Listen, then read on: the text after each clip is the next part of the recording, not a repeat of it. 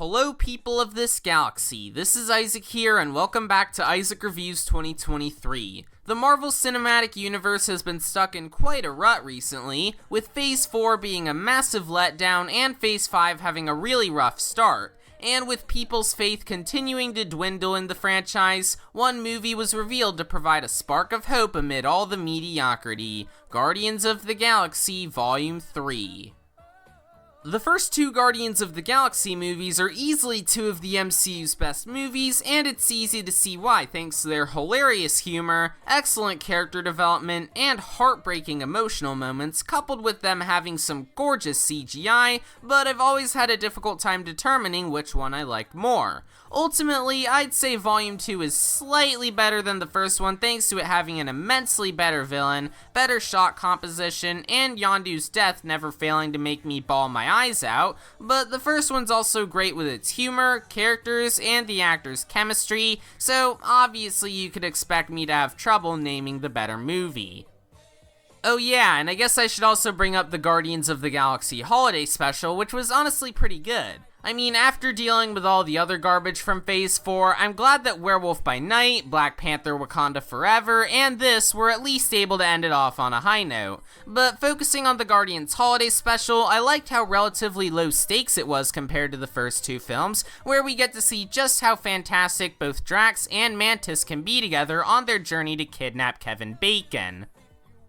In fact, the only sort of notable revelation to come from this special is that Mantis is confirmed to be Peter Quill's sister, and the scene of him still loving her despite how she's also related to the monster that was their father Ego was very wholesome. Overall, a funny and heartwarming special that served as a solid conclusion to the MCU's worst phase yet.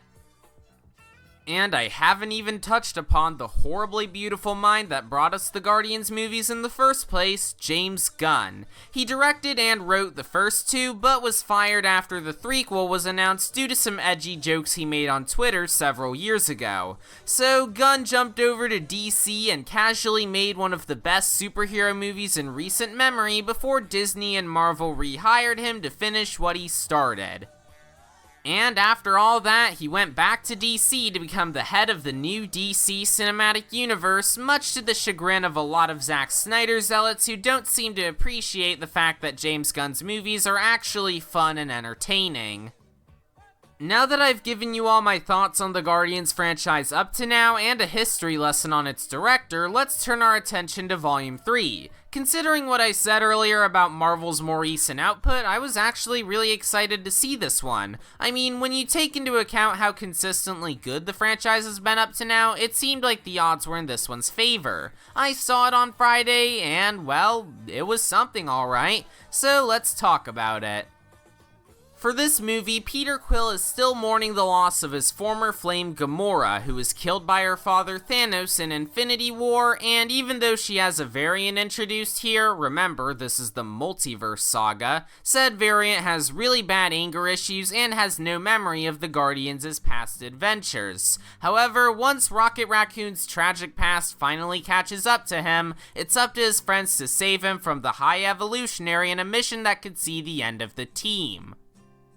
A criticism for Guardians 3 I've seen floating around review circles involves its tone. Where the first two movies and the holiday special were mostly humorous and silly while still knowing when to tone things down, this one really amps up the seriousness. However, it's not serious to the point where it becomes completely bleak, as thanks to James Gunn's masterful writing and direction, the movie's tone is able to stay relatively consistent, in addition to it not feeling even the slightest bit bloated despite its 2.5-hour runtime. Plus, I honestly like the more serious tone presented here regarding Rocket's backstory, which makes way for some absolutely heartbreaking scenes that still manage to make me cry like a little bitch, even after some asshole on Discord spoiled one of these scenes for me. And when it took a break for some humor, it was still just as hilarious as always, which was able to provide me with some much needed levity. Changing topics now, one of the best aspects of the Guardians franchise would be the characters, and I'm happy to say that they're all still just as memorable as they always were. Of course, Rocket's backstory is heartbreaking, but everyone else is enjoyable as always, and the new villain they face off against, the High Evolutionary, is an absolute force to be reckoned with. Sure, he can be a little over the top at some points, and I think Ego was the better villain overall in terms of depth, but in terms of just how much of a monster he is, he makes Ego look like a joke, and Chukwudi Iwuji's fantastic performance helps to hit home just how big of a threat he is. So I've covered most of Guardians 3 so far, but I have yet to touch upon the visuals, which are another field that the first two movies exceeded in. And despite how atrocious the CGI has been in a lot of Marvel's more recent outputs, I'm here to say that this movie looks fantastic. An interesting fact I discovered while researching this movie was that it mainly used practical effects whenever possible, which even got me the attention of the movie's VFX supervisor on Twitter. Now, let me be clear, I'm not one of those petulant film nerds who thinks CGI is the worst thing to happen to Hollywood and that all movies must use practical effects in order to look good or anything like that, but I will also admit that a lot of modern CGI does look like Having said that, there are some things that you just can't do without CGI, so it's important to strike a balance between digital and practical effects, which Guardians 3 does flawlessly. Like its predecessors, the cinematography and shot composition were gorgeous, and there were plenty of creative and exciting action scenes, but it also does such an excellent job with its effects where a lot of times, I couldn't figure out what was shot practically and what was done digitally, unlike a lot of other modern blockbusters with copious amounts of very obvious CGI.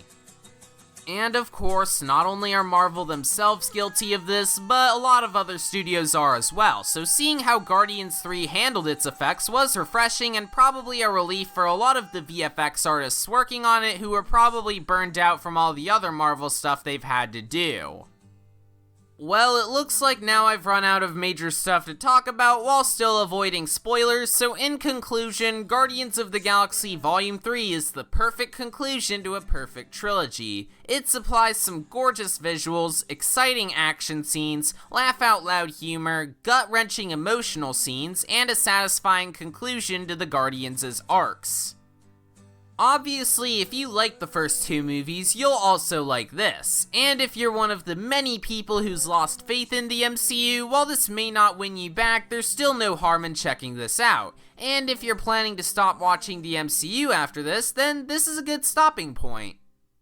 As for me though, where do I stand on the future of the Marvel Cinematic Universe? Honestly, I might be sticking around. That might sound shocking to some of you, but I've been hearing that Marvel's finally gonna be cleaning up their act in phases 5 and 6, focusing on quality over quantity. I mean, I'm really excited for Secret Invasion, and the Marvels look surprisingly entertaining, so maybe there is hope in the MCU after all. Or maybe I'm just naive to think that and we'll be in for even more garbage, but I'll do my best to not knock it until I try it. Call me a shill or whatever, but I'm just trying to keep an open mind here. Anyways, for my rating, it took a lot of thought on what I wanted to give it. I mean, my opinions are bound to change on a moment's notice, but I still had a hard time deciding what Guardians 3 was worthy of receiving. After some thought, however, I decided, screw it, it's my show and my opinions. So I'm gonna be giving Guardians of the Galaxy Volume 3 a 10 out of 10.